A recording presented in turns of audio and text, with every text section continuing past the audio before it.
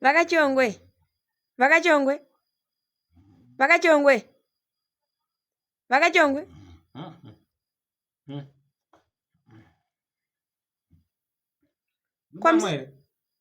Murudaniwa. Kwa msiti maenda ku interview. Msiti maenda ku interview. Kwa Harare ka ku interview kwa Harare. Zamundi mudzirezo. Kakuti muinde ku interview achiri makuseni. Sano mundi mudzira ku interview. Ndiri kumudzira kuti muinde ku interview. Aiwa. Ndozira begi rangu. Ndina kwanchainde. Kone makei. Aiwa, sisi. Warara ndichaindi. Ndazowa tinyatso kugaya. Vanhu veku kuma station kuma broadcast kuma podcast vanokudana ku interview. Vakudana ku interview. Vasvika ku interview kuya vakutanga kutuka. Vane vachikutuka? Havakutukisiri. Vanokuvhunza mubvunzo wekuti unopedzisira wakutukana nevanhu. Unozvinhu zvacho. Unopedzisira wakubva ikoko kuharara kunzi kachongo wakuya kuzokumbira vanhu ruregerero wati sorry. Ndakukumbira ruregerero ndakazodai. Wochovhunzwa zvinhu imwe mubvunzo yekuti interview handisi handichaenda zvokugara. Umwe ndingadamwa kuinterview naDhumbu ndopengeni. Boss Dhumbu andana kuinterview. Damwa kuinterview nomugwa mutara ndanga asina kukwana. Vanhu vanozama ndonyatsokushaya kuti Harare. Harare ndinda. Aiwa gadzire muinde ku interview. Ndazogaya. Vanhu kuHarare vanongoenda kuti utuke vanhu vozotanga kutuka masabhuku ndodzoka kuno kumasabhuku asingachawerera nawo. Eta kuti sabhuku ane zvidhoma vakazodai dzoko ndakutonzi handadai so. Ndatomufonera Dhumbu ndimudze kuti zimhasha. Ozi hanga ndidani ku interview.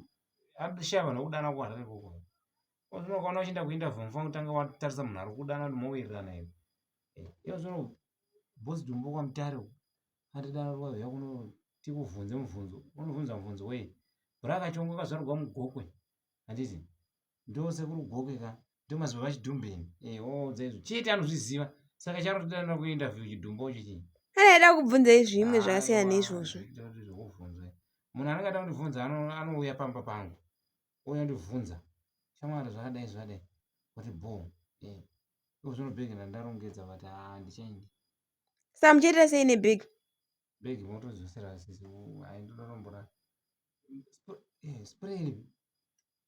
Spray? Ndinoti mamwe nditomuka nditospray kuti nyangoza apa ndingambofambira kuHarare. Saka basi. Vanhu vese vatarisa independence. Ndotarisa unonzi wanzi uya kuHarare kuinterview. Hakusi kupesana newedhere ko. Vanhu varonzera vane mbudzi ya indi kukwira enda kuHarare. Hakusi kupesana newedhere ko. Aiwa. Varogadzira toenda pane mbudzi yawo. Kutonina. Zvoenda kuinterview kuHarare kunotaura pa podcast. Kukwira bhazi kunofambira kunotaura pa podcast. Eka. Munhu kukwana akatobva kwa Mutare ukoko. Asina kutokwana. Ashaiwa mwana wa Mutare ukoko kuti auya azotaura ada kutaudza inini. Ndinda mudini. Handindi kuHarare kuinterview. Handindi. Iye ngawe kuno. Kaida kutaura interview. Handina kukwana. Vese vanomuziva Boss Dhumbu mudze kwa inini zimhasha. Ndimbo munhu anondifonera ndivete. Ndanda togeza nato. Tondimudzira kwa uya kuinterview. Mutovaudza. Umfonere panapa ndione phone ne WhatsApp Boss Dhumbu. Pa Facebook pake ndiye unomunyorera comment section kuti kwaina kachongo kwa zimhasha Boss Dhumbu. Zimhasha rake. Angambobvi kuchipinge kuya uzoda kundivhiringidza kuti kwauya kuHarare ndikuise interview. Chipinge neHarare zvowerana papi. Uzino tiri kuti vanhu yai kuenda independence kwa nembudzi. Iye anoti kwauya kundiye kuHarare. Vanonyazona tatina kwatunyatsoendewa. Yeso mukadzi wanaye Boss Dhumbu achitokazviwa. Handiti iye hazviiti interview but iye anda kuita ini interview. Boss Dhumbu mukadzi wanaye akatomunyengerwa nasisi vake. Sisi vake vacho ivavo. Musikana iye angatonyengo akatodzingwa. Munhu akatodzingwa. Vakachongweka. Makazvinzwa nani izvozvo? Iwa. Mukadzi waBoss Dhumbu iye. Musikana akatonyengerwa nasisi vake. Anyengerwa nasisi vake ka. Munhu akanga atodzingwa pamba pavo.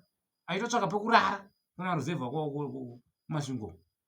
Sisi vakaroorwa ivo. Ndopa vakadzingwa sisi vacho nemurume wacho kwakubva vese ikoko kuMasvingo. Ndopa vakasvika Boss Dhumbu wangosvika achingonunga zvozvo. Ndiye akundidana kuinterview. Munyorere mupaFacebook muzi kwa ina nsukuya. Mudzime phone yako. Acharizondifonera. Upi utori spray. Chibhegi che. Saka makurasa bhegi. Mangwana mutomoka mutondisira nini? Spray. Musandimutsa futi. Undimutsa iyo pasi ngwe. Auzi mapasi foroko. Ngwe. Ndidzo. Mzani. Chivate muisa spray yako. Ndomuka iridzi spray yako tuneyo. Dautoenda ku independence kwete zvinhu zvamuta. Mudze boss Dumbo. Mudze kuti kwainini zimazha. Alright, ndovaudza. Mudze ndatichi zimazha boss Dumbo. Mudze kwainini zimazha rake.